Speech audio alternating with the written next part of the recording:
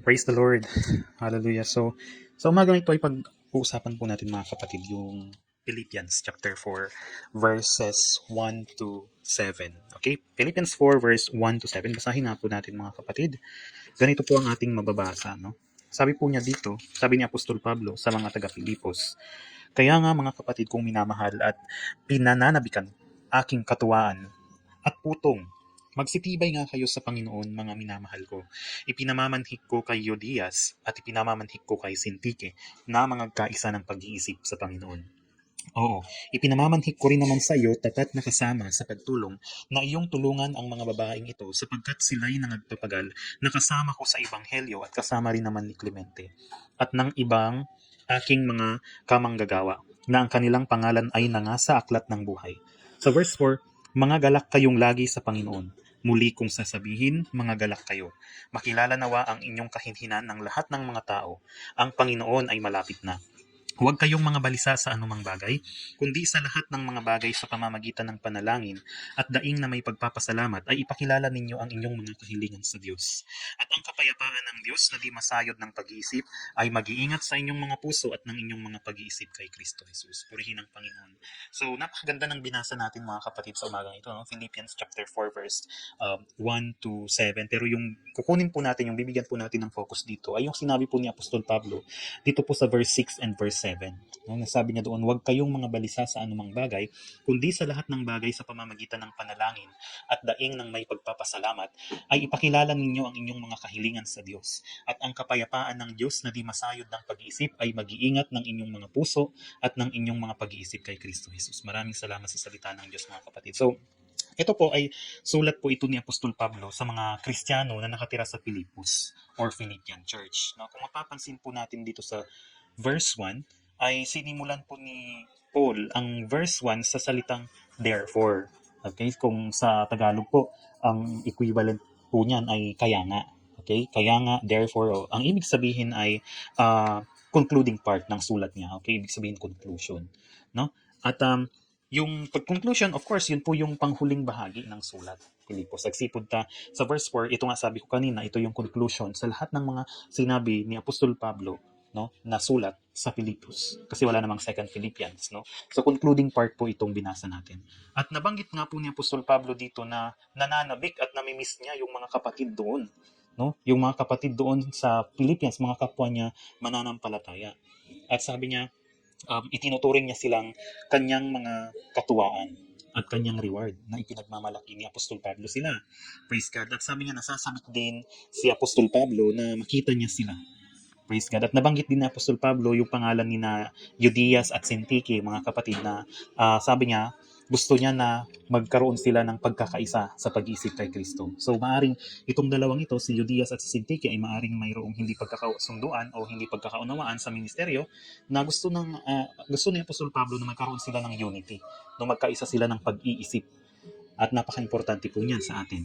No, at ano pa, yung binanggit din ni Apostol Pablo dito na pinakiusapan niya din sila na tulungan nila yung mga kababaihan, no? Tulungan nila yung mga sisters, mga kababaihan na nakasama at makatulong din kay Apostol Pablo sa Ebanghelyo, ganun din si Clemente at iba pang kamanggagawa.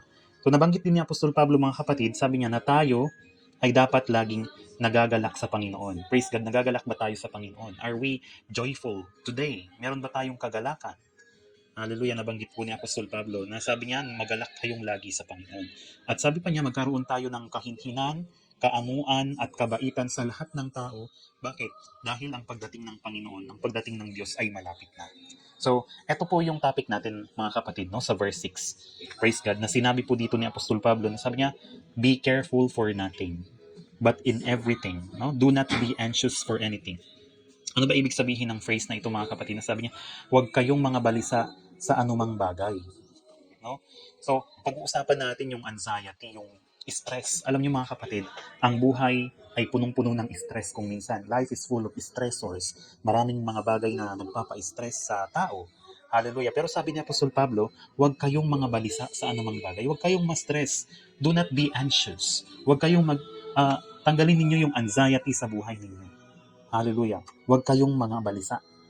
Hallelujah. Naranasan nyo na ba mga kapatid yung magnerbiyos? Naranasan nyo na ba mga kapatid yung mag-alala, mabalisa? Yun bang mag-worry? Siguro lahat naman tayo naranasan na yung mga mabalisa, no? Yung mag-alala ka kasi hindi mo alam yung lalo na sa finances, ganyan, o kaya kapag meron kang trabaho na kailangan gawin, tapos nagra-rush ka, tapos hindi mo pa nagagawa, tapos kapag sunod-sunod yung mga problemang dumarating sa buhay mo, minsan nagkakaroon tayo ng anxiety, nagkakaroon tayo ng pagkabalisa, mga kapatid. Totoo po yan dahil hindi po tayo exempted, no, sa mga ganyang bagay. So, anxiety or anxious. Ano ba yung anxious, mga kapatid? Pag sinabing anxious, sabi niya dito, experiencing worry, unease, or nervousness, typically about imminent event or something with an uncertain outcome. Ibig sabihin, imminent event, ibig sabihin nito yung bang hindi mo alam yung mangyayari. No? Nagkakaroon ka daw ng nervousness, pagiging nervyoso, nagwo-worry ka, unease, hindi ka mapakali. No? Sa mga uncertain outcome. Kasi hindi mo alam kung ano yung mangyayari, ano yung magiging outcome. Pag-aalala, no, hindi ka mapalagay, nababagabag ka o kaya ikaw ay kinakabahan, naguguluhan, you are bothered. Pag-aalala mo doon sa isang bagay na hindi mo alam, no, ang pwedeng mangyari, hindi ka sigurado. Praise God. So pagkakaroon ng nervyos, ito yung isang event, mga kapatid, na upang nangyayari na uncertain outcome. So gusto kong pag-usapan or pag-aralan natin kung ano nga ba yung anxiety. Okay? So meron po tayong mga sa science, no, sa mga medical terms, 'di ba meron yung mga disorders, yung mga tinatawag nating ano ba yung disorder sa Tagalog? Ito yung mga mental disorder, okay? So, kahapon pala ay sinelebrate o nagkaroon po ng mental health awareness. Okay, so napaka-importante na magkaroon po tayo ng maayos din na pag-iisip. Okay? So, meron pong tinatawag, mga kapatid, na anxiety disorder. So, ano nga ba itong anxiety disorder? Merong mga tao na meron silang mga ganitong klaseng sakit. They have that anxiety, they have this stress, anxiety disorders, and some of them are taking pills, no? Umiinom sila ng pills, or some of them ay nagkakaroon sila ng session sa kanilang mga psychiatrist or psychologist for them to be able to overcome the anxiety, the pressure, and the stress na kanilang nararanasan. Okay, so anxiety disorder is a kind of mental illness, mga kapatid, no, na maaring magkaroon ng isang tao, no, kung saan ang meron nakakaranas sila ng madaling pagka-nervyos. Nakakaranas sila ng pagkairita o kaya hindi sila mapakali, no? Labis-labis yung kanilang pag-iisip. At kadalasan, yung mga sintomas nito, mga kapatid, ang mga taong nagkakaroon ng anxiety disorder ay nahihirapan po silang makatulog. Hirap makatulog. Ikaw ba yung tao na hirap matulog sa gabi? No? Kapag ikaw ay nakakaranas ng paulit-ulit na ganyan, mga kapatid, at ikaw ay maaring ikaw ay mayroong anxiety disorder, no? So kailangan ay wag po natin yang baliwalain, kundi kailangan po natin yang isangguni sa ating Panginoon, dahil ang ating Panginoon ay kaya po niyang lunasan yung anxiety na yan, yung anxiety disorder na yan. Hallelujah, praise God. So ayun, mga kapatid, no? At kung ikaw naman yung tipo ng tao na nakakatulog ka sa gabi, praise God, hallelujah, dahil ikaw ay biniyayaan ng Diyos na magkaroon ng magandang tulog sa gabi. No? So, ang pagkakaroon kasi ng magandang tulog, mga kapatid, ay blessing yan sa ating Panginoon. No? Kasi kapag nakakatulog tayo ng mahimbing, nare-repair yung ating mga cells sa katawan. Nagkakaroon ng repair sa mga na-damage na cells sa ating katawan, ay nagre-repair po yung ating katawan. So, napakaganda na magkaroon po tayo ng sapat na tulog. No? So, kailangan magkaroon po tayo ng sapat na tulog. At kapag ikaw ay nakatulog ng mahimbing, magpasalamat ka sa Panginoon dahil binigyan ka ni Lord ng magandang tulog. Sino ba dito yung nagpapasalamat sa Panginoon kapag siya ay nakatulog ng mahimbing? Amen. Kasi kapag hindi ka nakatulog, mga kapatid, hindi po maganda yung pakiramdam mo sa umaga. At buong araw, maaring parang hindi ka makapag-concentrate, hindi ka makapag-focus sa pagtatrabaho mo. Okay? So, ayun, praise God, hallelujah. Dahil nakakatulog tayo ng mahimbing. Okay? So, hallelujah. Praise God, hallelujah. So, yun, sabi niya dito, ang Diyos ang nagbibigay ng magandang tulog. Amen? Blessing ang sleep kasi yun, nakakapagpahinga yung physical na katawan natin, pati yung isip natin, pati yung mga cells natin sa katawan. So, kailangan natin yun, mga kapatid. Kasi kung kulang tayo sa tulog, madali tayong kapitan ng mga sakit. Naniniwala ba kayo dyan? Kapag kulang ka sa tulog, madali kang kapitan ng sakit, manghihina yung inyong immune system. And that's why sleeping is very important. Now, hallelujah, that's the physical sleep, ha? Mahalaga lalo sa mga kabataan na huwag kayong magpuyat. Huwag kayong magpupuyat unless kung may trabaho kayo. Pero kung may trabaho man kayo, wag niyong isagad na yung trabaho ninyo is maging dahilan na maabuso yung inyong katawan.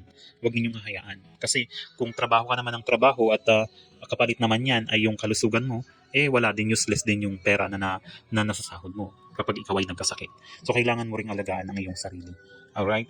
So, praise God, hallelujah. Sabi niya, kung kulang tayo sa tulog, madali tayong kapitan ng sakit, manghihina yung immune system natin. That's why sleeping is important. Now, people with anxiety disorder, sabi niya dito, they have problems in sleeping and cannot concentrate sa kanilang work or sa school or even in life.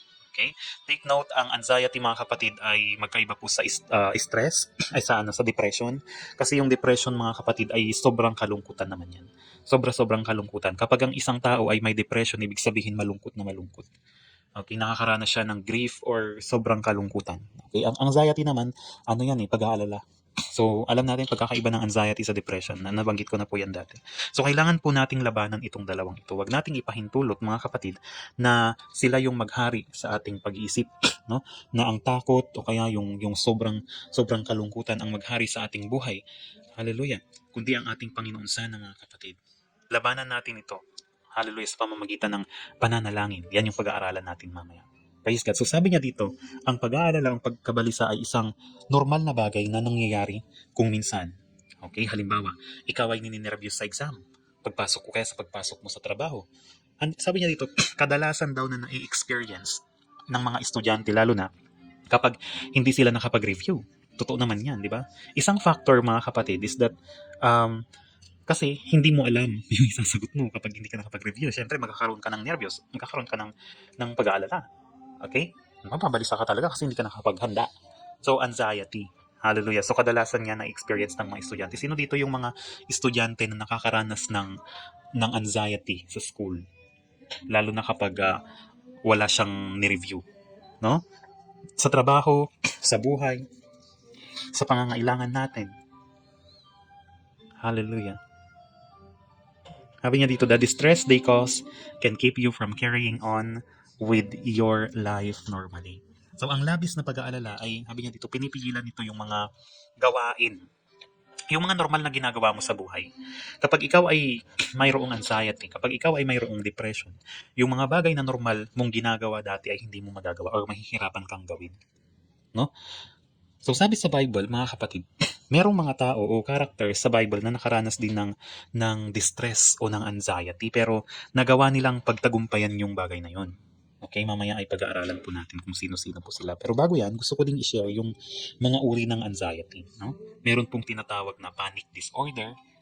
Ito yung uri ng pag-aalala na may kasamang panic, may kasamang takot. Okay? Panic disorder po yung tawag doon. Nagpapanik ka, nagtatakot ka dahil maaring sa pag-atake ng tao, no? Baka patayin ako dito ng taong to. Ay, baka itong taong to ay magnanakaw. Yung panic disorder, nagpapanik ka. Minsan, nawawalan ka ng tiwala sa tao. No? Ito yung uri ng pag-aalala, sabi ko nga kanina, na may kasamang takot, may kasamang panic. Okay? Posibleng ganun. Halimbawa, mga kapatid, halimbawa nito si Jacob, no? Sa Book of Genesis. Praise God. Alam naman natin yung history ni Jacob at ni Esau, mga kapatid, na itong dalawang itong magkapatid, no? Dahil nga dinaya ni Jacob si Esau at nakuha ni Jacob yung blessing na dapat sana ay para kay Esau, dahil nagpanggap itong si Jacob na siya ay si Esau, no? Dahil yung karapatan, yung birthright na dapat sana ay para kay Esau ay ibinigay ni Esau sa kanyang kapatid na si Jacob. No? Kaya imbes na ang blessing ay mapunta kay Esau, ay napunta kay Jacob dahil nga dinaya niya ang kanyang kapatid. At nung time na yun, mga kapatid, itong si Jacob, di ba nagkaroon sila ng alitan, nag-away sila, so nagkahiwalay itong magkapatid na ito, si Jacob at si Esau. Dumating yung time, mga kapatid, na magkikita na ulit sila ng kanyang kapatid na si Esau. At nung time na yun, mga kapatid, hallelujah, itong si Jacob ay nagkaroon din ng matinding takot sa kanyang kapatid. No? Noong nag-send ng messenger si Jacob kay Esau na kapatid niya, sabi ni Jacob, ako ay paririyan. Kung baga, sabi ni Esau, ako ay paririyan. Kung baga, Jacob is returning home after many years away. Babalik siya doon sa hometown niya kasi umalis nga siya doon dahil sa nag-away sila ng kapatid niya na si Esau. At dahil sa ninakaw ni Jacob yung birthright ni Esau.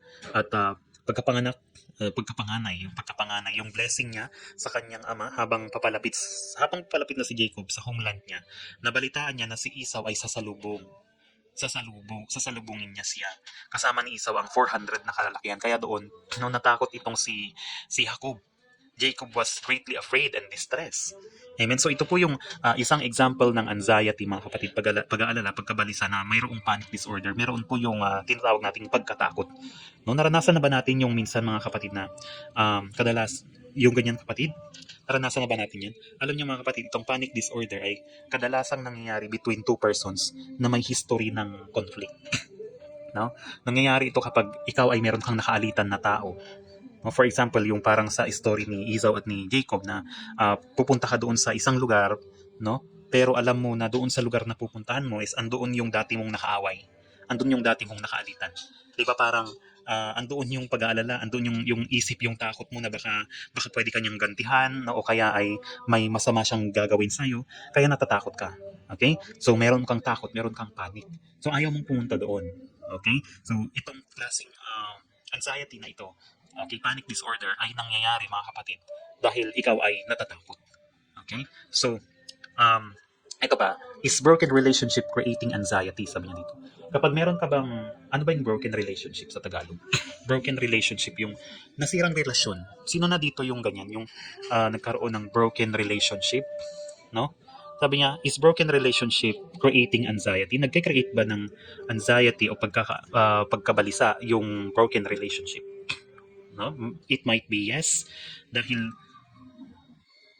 sa mga nasirang relasyon kaya nagkaroon ka ng pagkabalisa o kaya pag-aalala, no? Why not try to make peace? Amen. Why not try to make peace, mga kapatid? Bakit?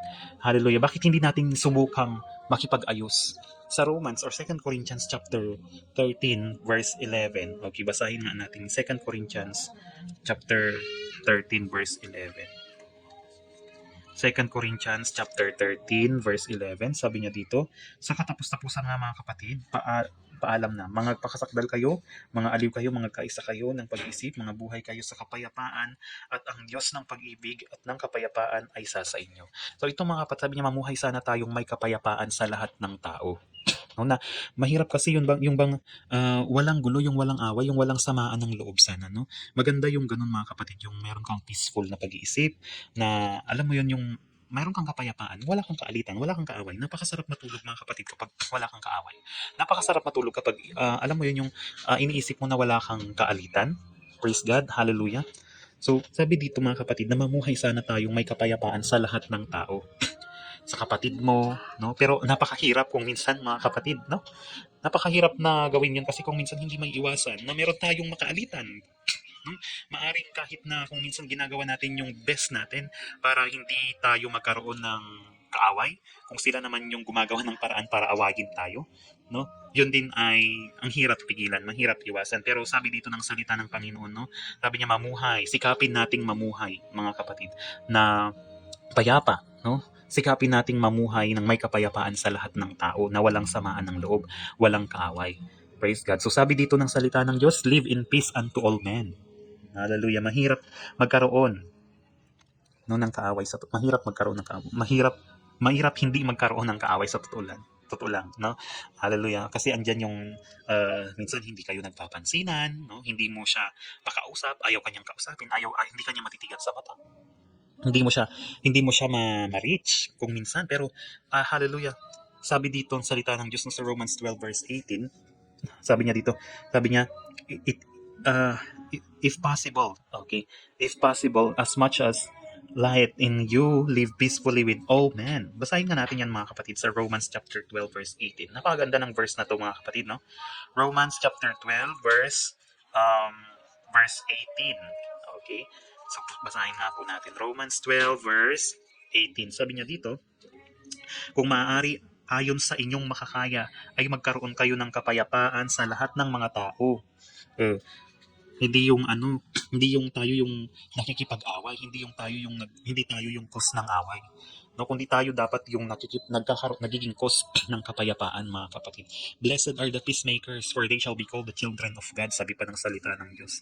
Mapalad daw yung mga tao na gumagawa ng paraan para magkasundo yung kanyang kapatid. Kasi sabi ng salita ng Panginoon, they shall be called the children of God. Hallelujah. Gusto ba nating tawagin na mga anak ng Diyos? Then we should become the peacemakers. Okay, dapat tayo ay yung peacemakers, hindi tayo yung mga tagagawa ng gulo. No? Kung minsan, ang pangit kasi kapag, uy, Kristiyano, tagagawa ka ng gulo. No? Ikaw yung, ano sa English, yung troublemaker. No? Hindi sana tayo yung troublemaker, mga kapatid. Bagkus tayo sana yung maging peacemakers. No? Hallelujah. We should be the peacemaker. We should be the peacemaker. So, sa abot ng ating makakaya, sabi niya dito, the word of God is very considerate. Sa abot ng ating makakaya, napaka-considerate ng salita ng Diyos. Why? Because, hallelujah, the words of God, God knows that sometimes, hindi may iwasan na magkaroon tayo ng kaalitan. The words of God is very considerate. Naiintindihan tayo ng salita ng Diyos na, sabi niya, kung minsan ay mahirap gawin ito na mabuhay tayo na wala tayong kaaway. No? Kung minsan meron talaga minsan yung hindi natin inaasahan na makakasamaan natin ng loob. Amen? Makakasamaan natin ng loob. Pero, hallelujah, kung magkataon man na meron tayong kasamaan ng loob, dapat ay sabi niya dito, try to make peace, no? Ang dapat nating gawin, if a broken relationship cause us anxiety, halimbawa, dahil sa broken relationship na yan is nininervyos ka na parang ayaw mo siyang makita o kaya lagi mong iniisip na baka makita ko si ganito doon may nakalitan ko yun, di ba? It can cause yung pag-iisip. Isip ka ng isip. That can cause anxiety. So, anong kailangan mong gawin, mga kapatid? Try to make peace. Makipag-ayos ka, makipagsundo ka dun sa taong yun. No? Na wag mong hahayaan na dahil dyan sa broken relationship nyo na yan, ay nanakawin yan yung kagalakan na meron ka. Praise God. Amen? Kung ang nasirang relasyon ang nagiging sanhi ng pagkabalisa natin o anxiety, wala tayong ibang gagawin kundi makipag-ayos tayo. Humingi tayo ng tawad doon sa tao na nasaktan natin. No? Kung papatawarin ka niya, salamat sa Diyos. Kung hindi naman, o si Lord na lang yung bahala sa kanya. At least, nagawa mong humingi ng tawad doon sa taong yun. You asked forgiveness. No? Hallelujah. At halimbawa, kung basta ganun, so pagpapatawad, napaka-importante din, mga kapatid. Praise God. Doon sa kwento ni Jacob at Esau, sino yung humingi ng tawad?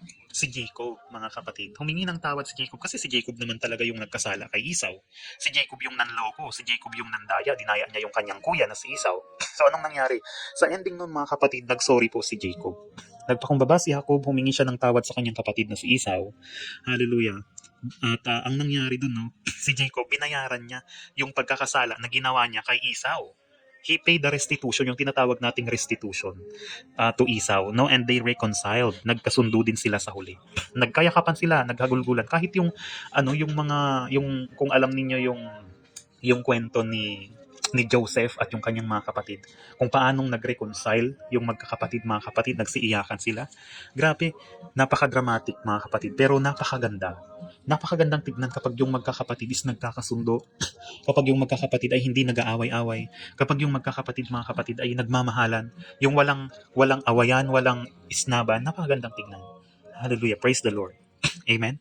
So ano pa yung mga uri ng anxiety? Meron din tayong tinatawag na social anxiety disorder, mga kapatid. Ito naman yung uri ng pag-aalala sa maraming tao.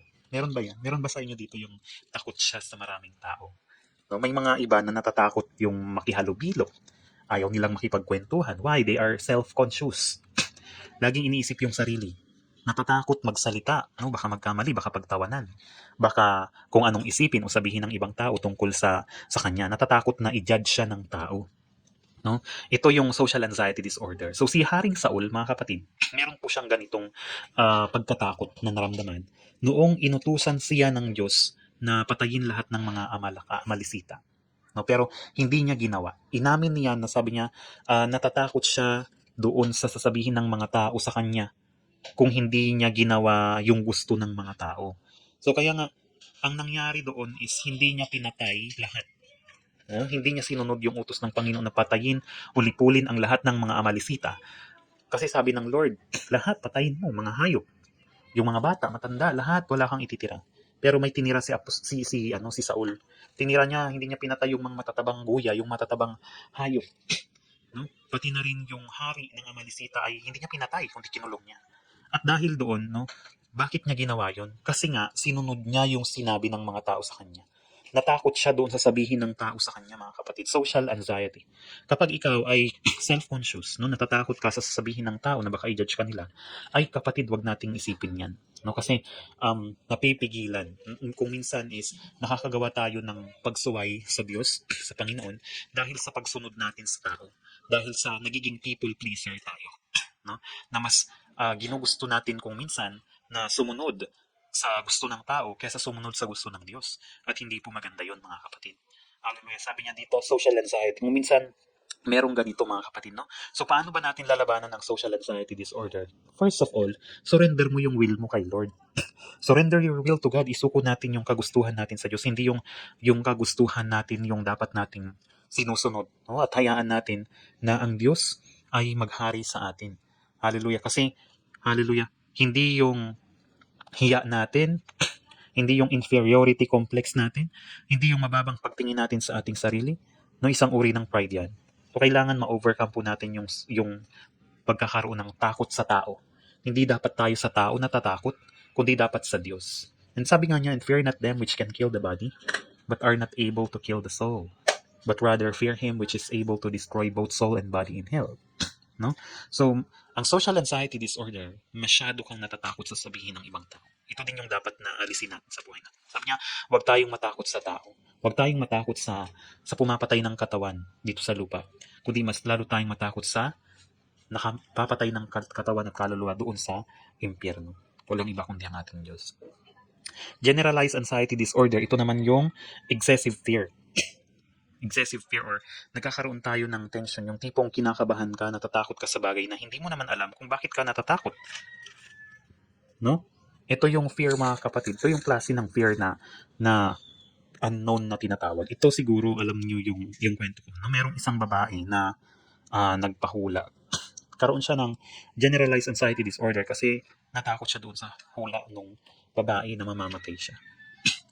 Na hindi na siya lumabas ng kwarto niya kasi ayaw niyang mamatay. Pero dahil doon, sa pagkakulong niya, mga kapatid, ay hindi na niya nagawa yung mga bagay na normal na niyang ginagawa. So yun nga yung sabi ko kanina, mga kapatid. No?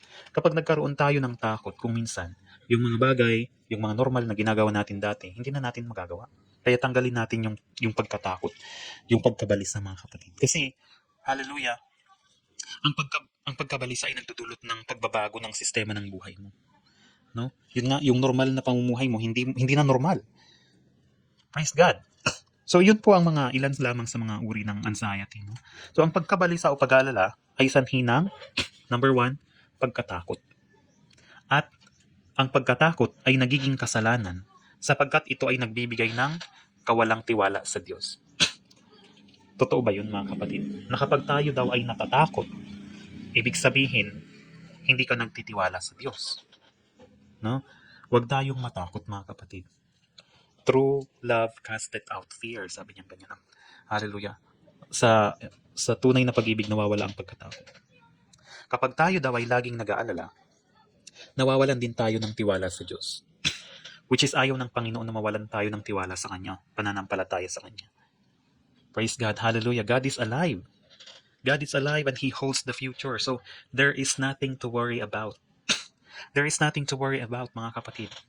Now, let's learn how to fight anxiety. Okay, isang verse sa Bible, pwede nating panghawakan para malabanan ng anxiety.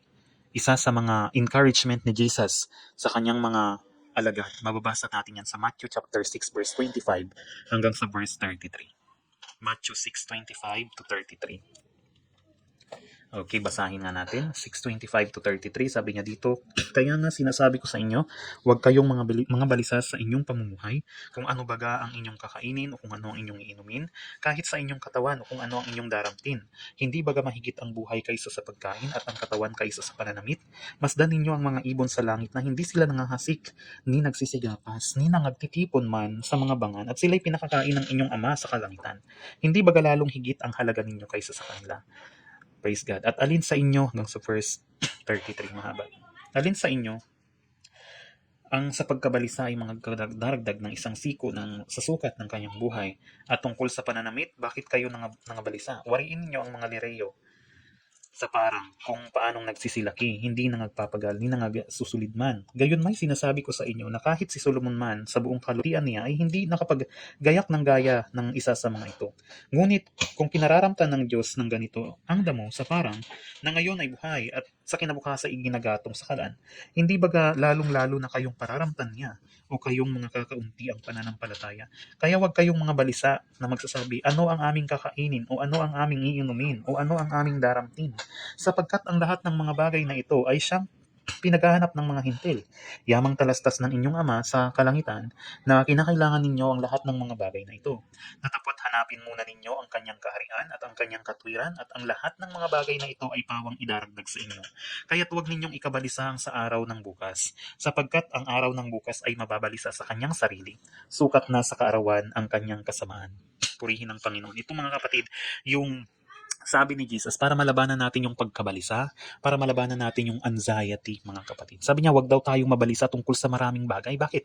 Alam ng Diyos ang mga pangangailangan natin. No? Alam ng Diyos ang mga pangangailangan natin. Ibibigay niya yan sa atin. Praise God, yung mga basic needs natin like the food, the shelter, the clothing. Alam ni Lord na kailangan mo yung mga bagay na yan. Alam ni Lord na kailangan mong kumain. Alam ni Lord na dapat meron kang damit na maisusuot. And sabi niya, si Lord binibigay niya yan sa atin. Nung nilikha ng Diyos ang sanlibutan, bago niya likhain ang tao, ay nilikha na muna niya lahat ang mga bagay na kailangan ng tao dito sa mundo para siya ay mabuhay. Ibig sabihin, mga kapatid, God has already prepared all the things that we need.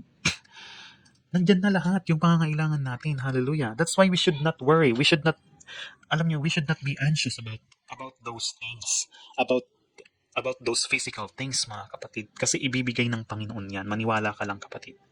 Sabi niya, kung pinapahalagahan niya, no, yung mga simpleng nilikha niya,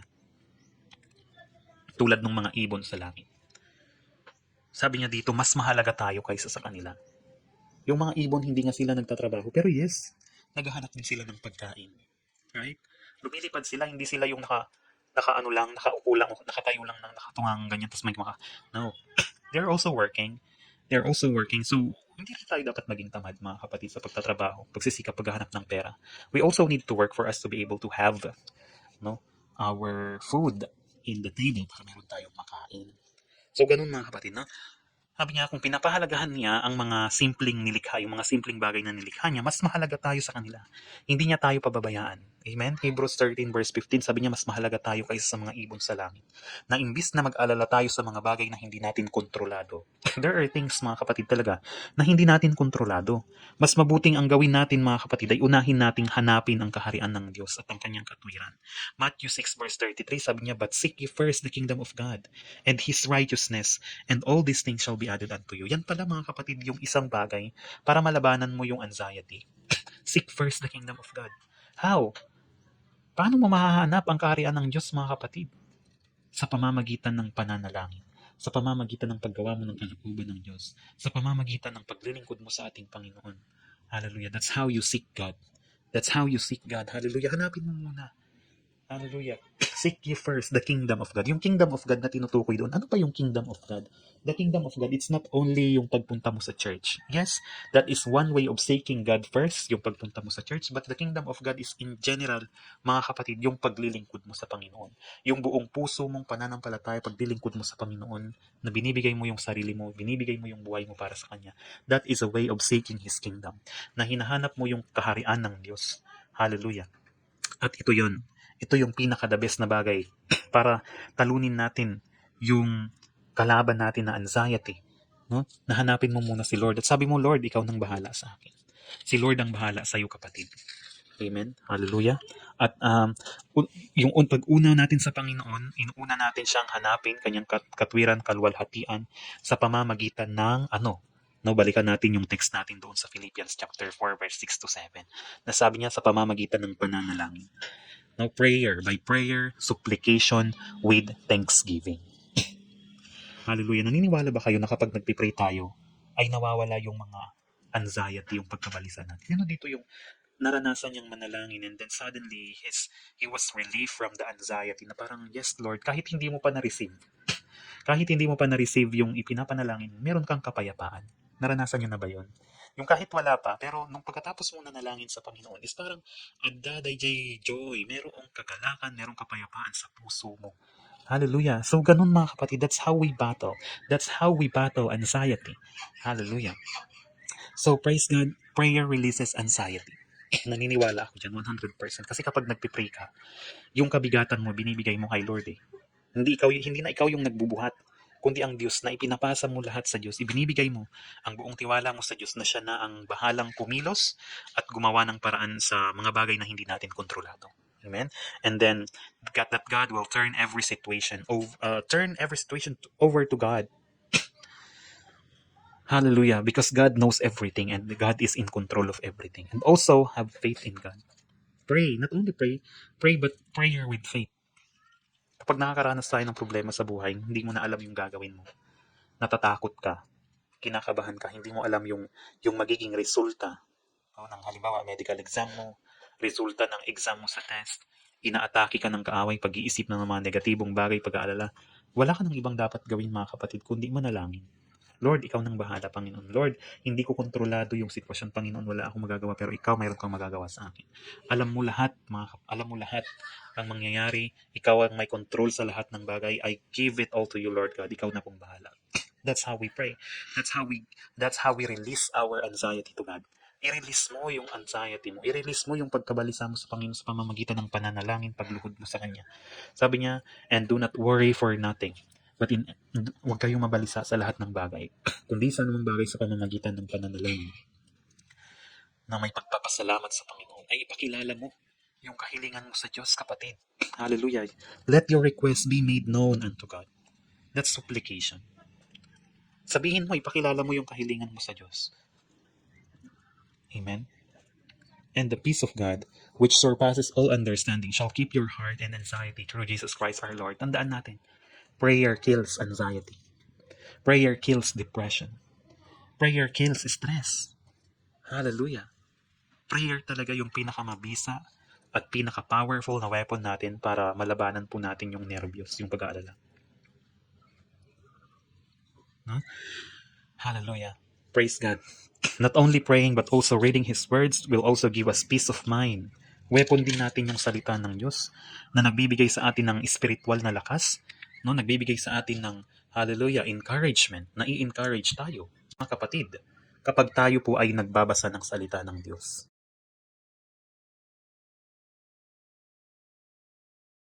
O, nagiging sharp yan. Nagiging matalas yan, mga kapatid. Nagiging effective yan. Lalo na kung yung salita ng Panginoon ay talagang pinaniniwalaan. If you cling and if you really believe on the words of God that you are that you've memorized, no? At lalo na kapag yan ay vino-voice out mo, nagiging effective, nagiging powerful because words are powerful.